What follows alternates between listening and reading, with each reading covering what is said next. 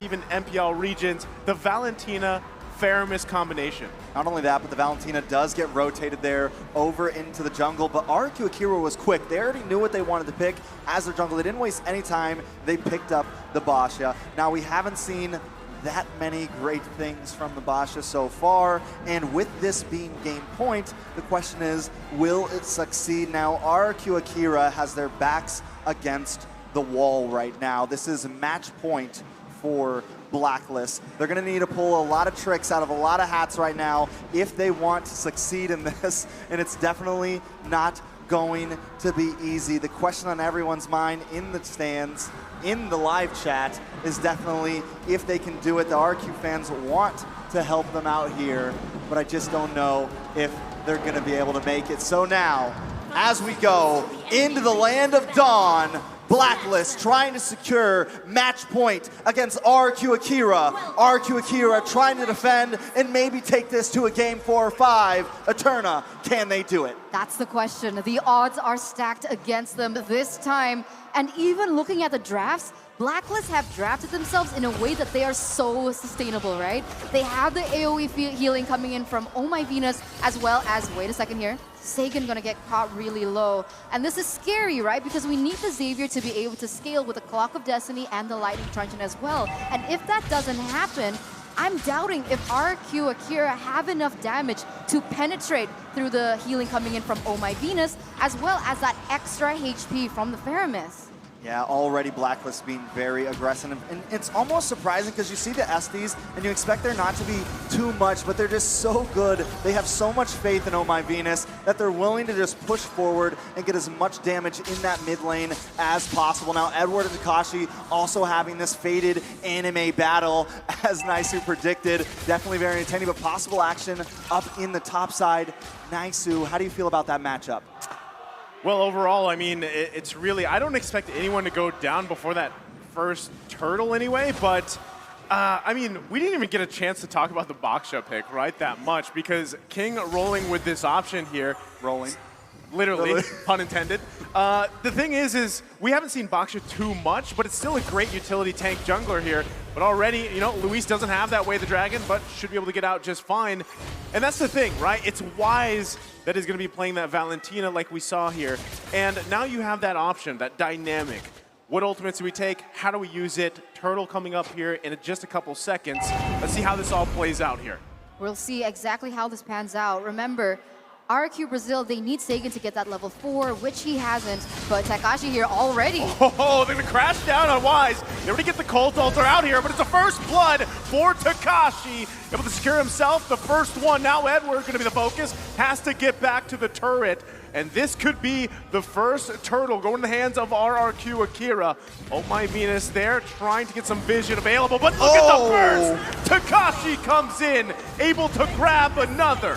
A very, very nice start for RRQ Brazil. I was a little bit worried, but it seems like they have come online at 2 minutes and 40 seconds. If they can hold this together, then maybe they could take this to a possible win. But remember, they started last game strong. Now, with some of these items, how are you feeling about it, Eterna? Nothing just too fancy just yet. We're not at that point where anyone has built that first item, but you can see that the Baxia is going to have a huge impact in that early game, right? He's going towards a lot of items that are going to be able to make him more sustainable in his team fights. But talking about team fights, Luis goes in. Luis able to take down Oh My Venus, and now they're going to be focusing on Haji here. He's trying to get out, had to use that Purify as well.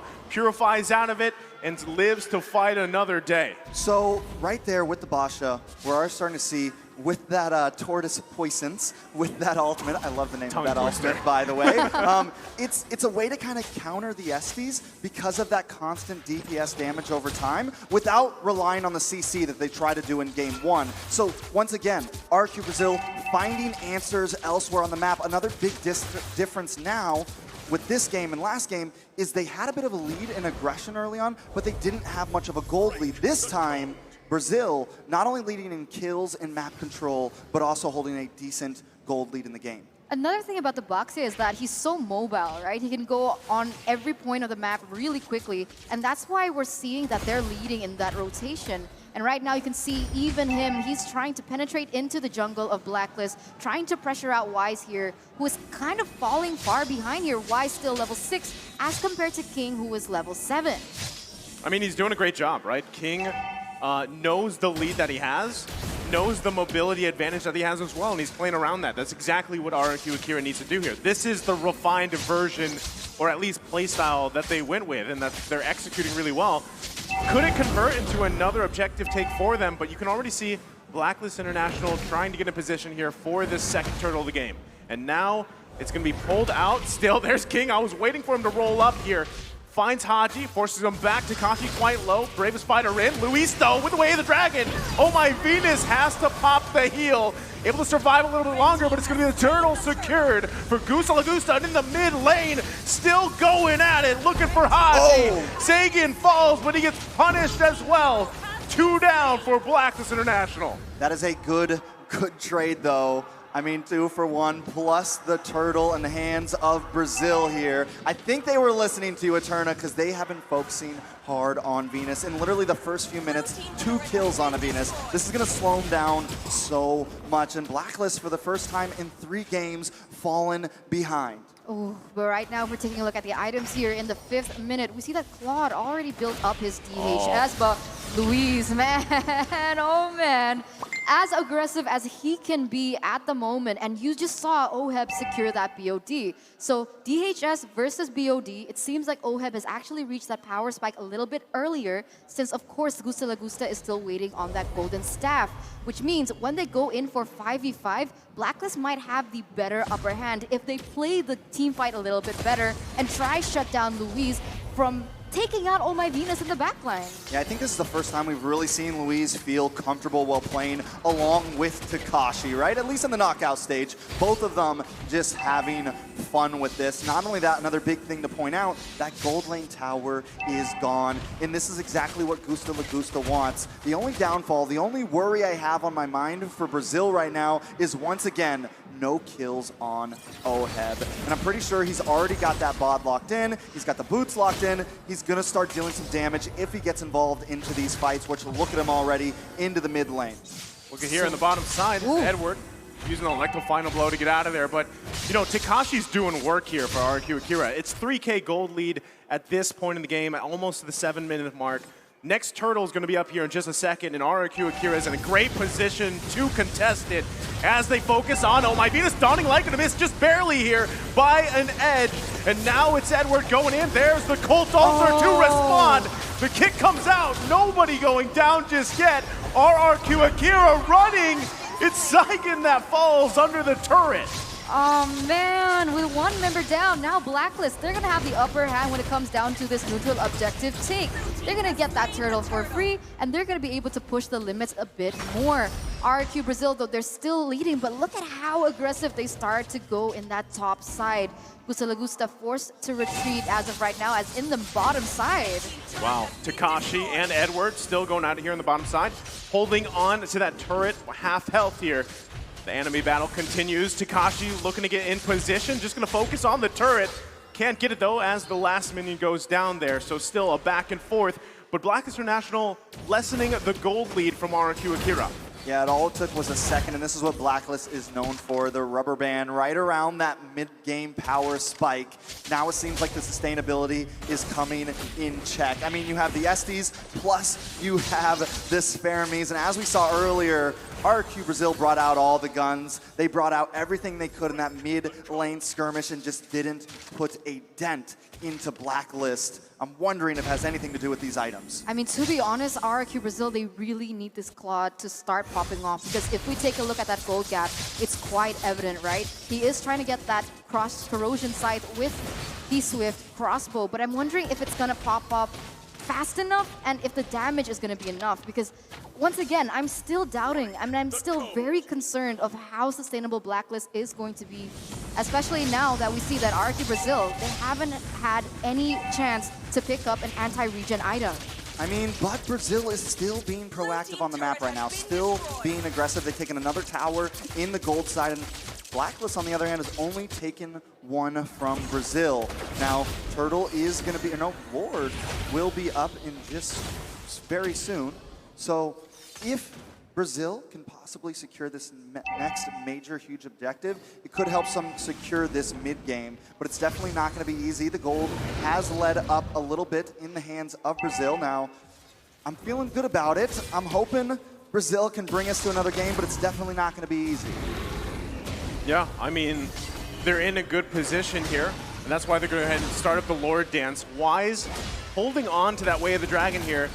I don't think anyone's going to commit just yet here, but on the bottom side, it looks like Oheb was going to be the focus, but already, look at that. The damage is there. Gusa Lagusa going to have to go back here, and still, it's a little bit of a dicey situation for RRQ Akira, and at this point, they have been putting pressure around the map, opening it up for themselves, but I don't think they're still in a comfortable position to actually fight this Lord just off the bat. They've got to still handle the sustain coming out. Yes, you have the boxer, you have the passive for you, but it's going to be up to Luis here as he goes in with a conceal, looking for the bottom side. Can't get Haji, though. They are chunked quite low. Cold Altar is still going to be hold on. It's committed now. Oh, my Venus getting slammed down. Takashi goes in for another kill here. They're going to back off. They have the numbers advantage.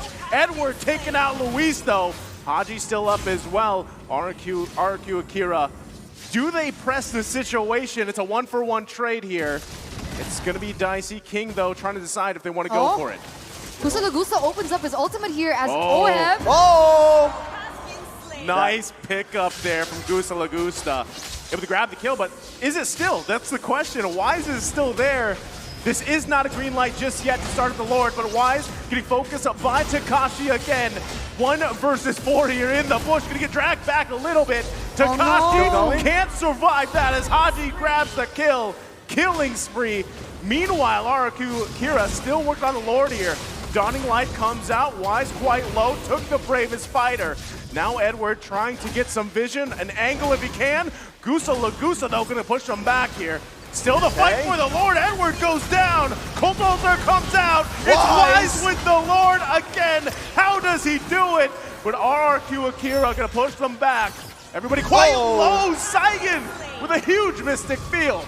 I mean, win or lose here. That was one intense Lord fight. And I like the fact that Brazil didn't force that Lord fight. They did lose out on the Lord, but overall, they're still kind of controlling the map here. They take another tower. Now, quick second, because Oheb's Beatrix has picked up 8 games in has been picked 8 games in M3 with an 87.5% win rate. You match that up with the Estes win rate from earlier for Venus, and it is definitely spelling out for trouble, Eterna. Oh, 100%. I mean, we're seeing the Filipino sniper himself go into action. I mean, need we remind you that he was the MVP of M3 Finals, right? And he even was able to pick out a skin for M3. So coming into this game, I'm not really sure if RRQ Brazil want to do that same thing that they did. That fight was a little too prolonged, and when it gets prolonged like that, it feels like Blacklist has the upper hand because of the constant healing that is happening by Oh My Venus.